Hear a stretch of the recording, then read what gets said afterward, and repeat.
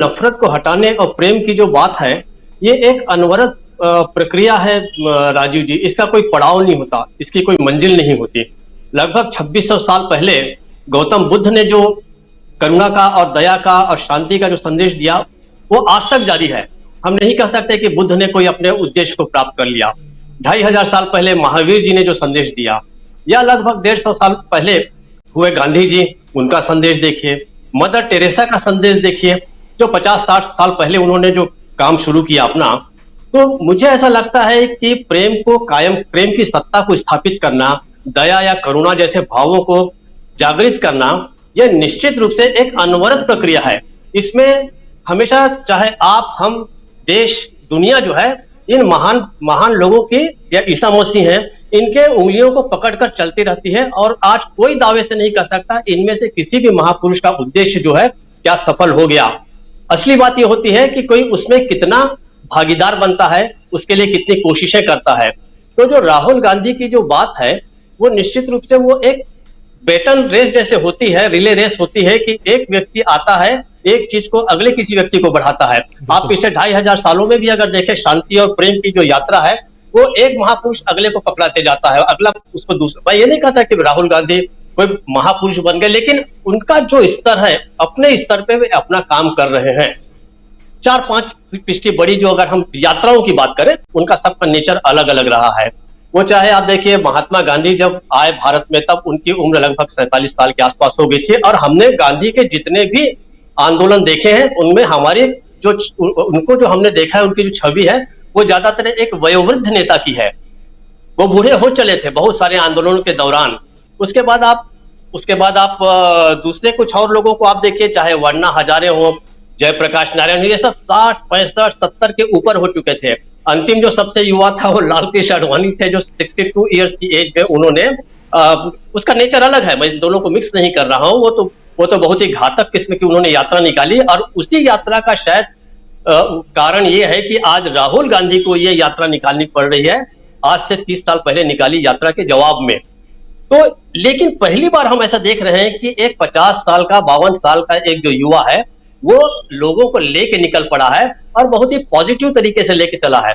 मैं जब अक्सर बात करता हूं कि राहुल गांधी और नेहरू की मैं तुलना करता हूं, तो देखिए 1948 में लंदन में एक पुस्तक के विमोचन के अवसर पर नेहरू गए थे, और उस समय उनकी चर्चिल से मुलाकात हुई थी। और ये स्वतंत्रता, भारत को स्वतंत्रता मिलने के बाद की घटना है।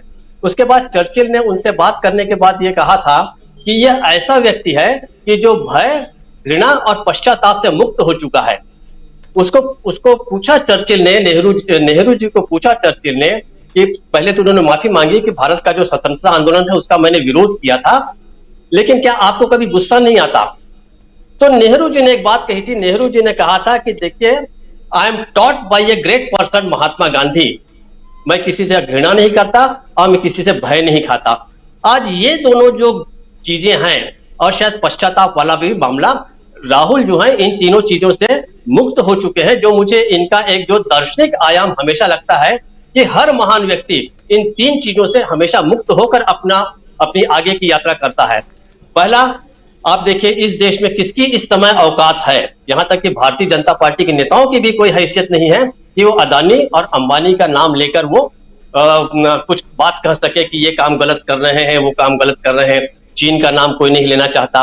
बहुत सारी ऐसी चीजें हैं जिसका नाम लेने से स्वयं प्रधानमंत्री तक बचते हैं, पूरी भारतीय जनता पार्टी बचती है, उनके नेता बचते हैं।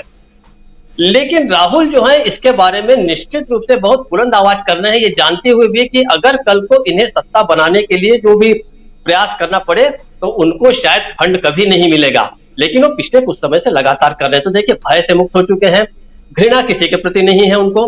ये बहुत मैं एक पॉजिटिव चीज देखता हूं इस नेता में, जो शायद उन्होंने पिछले कुछ समय से एक्वायर की है। अब आए हम दिल्ली पर, तो दिल्ली का महत्व मैं इसलिए मानता हूं कि अभी तक राहुल गांधी जब से निकले हैं, उन्हें किसी न किसी एक होस्टाइल सरकार का, राज्य सरकार का सामना करना पड़ा, लेकिन वो सीधे सीधे निकल गए। दिल्ली ऐसी जगह है जहां पे उनका 2 सरकारें उनके खिलाफ है। भारतीय जनता पार्टी की भी सरकार है ही केंद्र की, और दूसरा केजरीवाल भी कभी नहीं चाहेंगे कि इनकी यात्रा जो है इसके आगे बढ़े। अब सवाल यह है कि 9 दिनों के बाद क्या होना है। तो 9 दिनों के बाद यात्रा, मैं बार बार कहता रहता हूं कि सकारात्मक चीज जो है वो आप जितना कर सकते हैं उतना ही पर्याप्त होता है। हाँ, पूरी ईमानदारी से कीजिए, पूरी ताकत से कीजिए। तो राहुल गांधी कर रहे हैं। भयमुक्त होना किसी भी बड़े व्यक्ति की ओर बनने की पहली प्रक्रिया है। लेकिन एक व्यक्ति जब कहता है कि डरो मत, तो पहली बात तो यह है कि वह स्वयं जो है डर से मुक्त हो चुका है और निर्भीक हो चुका है। क्योंकि एक डरा हुआ इंसान किसी दूसरे को नहीं बोल सकता कि डरो मत, क्योंकि वो खुद ही घबराया हुआ है। तो पहली बात तो यह है कि अगर उन्होंने कहा है कि डरो मत, और आप देखें कि ये जो भय है, डर जो है, ये आज हमारी सारी समस्याओं का सबसे बड़ा ये कारण है। कौन है डरा हुआ आज? नागरिक डरे हुए हैं, पूरी जुडिशरी डरी हुई है, अधिकारी डरे हुए हैं, राजनीतिक दल डरे हुए हैं। तो समाज का कोई भी आप हिस्सा उठा के देखिए, सारे के सारे इस समय भयग्रस्त है। यहाँ तक कि भारतीय जनता पार्टी के अपने लोग भी भयभीत हैं, अपने ही नेताओं से भयभीत हैं। उन्हें उन्हें इस बात का भी इतना डर है कि वो जानते हैं कि बहुत कुछ गलत हो रहा है, लेकिन आज कोई बोलने की हिम्मत नहीं कर रहा है। कहाँ है वो जो कांग्रेस के खिलाफ बड़ी बड़ी बातें करने वाले बड़े बड़े नेता? वो नहीं है, वो अपने ही नेता से डर गए हैं। और यहाँ तक कि आप देखिए कि राष्ट्रीय स्वयंसेवक संघ, जिसके बारे में कहा जाता था कि वही भारतीय जनता पार्टी को संचालित करती है, वो खुद ही भयग्रस्त है। वो मोदी शाह के खिलाफ कुछ नहीं कह पा रही है। उन्हें सब पता है। एक तरफ आप कह रहे, जो इतने सालों तक बताया गया कि भाई मुस्लिम हमारे विरोधी हैं, ईसाई हमारे दुश्मन हैं। अब मैं पढ़ रहा था कहीं पे, शायद राष्ट्रीय स्वयंसेवक संघ जो है पहली बार ईसाइयों को भोज दे रहा है क्रिसमस के अवसर पर। ये अपुष्ट खबर है, लेकिन अगर ये है तो इसका मतलब है ये भी डर के कारण ही उठाया गया कदम है। उन्हें पता है कि हमारी सत्ता जो है वो जा रही है। तो डरा हुआ तो पूरा का पूरा भारत है इस समय। और ये जो डर है वो वैसा ही डर है जो द्वितीय विश्व युद्ध के पहले का जो माहौल था, सारा का सारा यूरोप डरा हुआ था, सारे के सारे देश डरे हुए। तो भयमुक्त होना मैं केवल इतने लिए महत्वपूर्ण नहीं मानता कि हमारे देश को भयमुक्त हो जाना चाहिए। अगर यह जो डर दूर नहीं हुआ तो ये चरम राष्ट्रवाद की ओर ले जाएगा हमारे जो नेतागण हैं। और चरम राष्ट्रवाद का जो परिणाम है हम देख चुके हैं। पिछली शताब्दी में दो जो महायुद्ध हुए, वो महायुद्ध हैं वो उसी भयग्रस्त नेतृत्व के कारण है, जिन्होंने अपना सारा भय, अपनी नफरत, अपनी हिंसा जो है वो जनता के साथ देश पर थोप दी थी। इसलिए मुझे लगता है कि भारत को कुछ चीजों से मुक्त होना बहुत आवश्यक है, जिसमें सबसे पहला तो डर है। पत्रकार डरे हुए हैं, जुडिशरी डरी हुई है, कार्यपालिका डरी हुई है।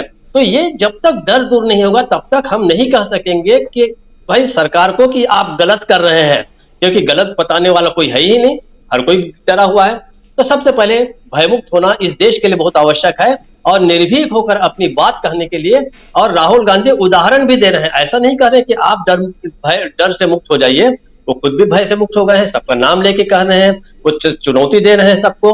तो ये जो है भयमुक्त होना सबसे पहले आवश्यक है। हमारी तमाम समस्याओं की जड़ इस समय 2 या 3 चीजें हैं। पहला तो है भय, दूसरा है नफरत, और तीसरी जो है हिंसा।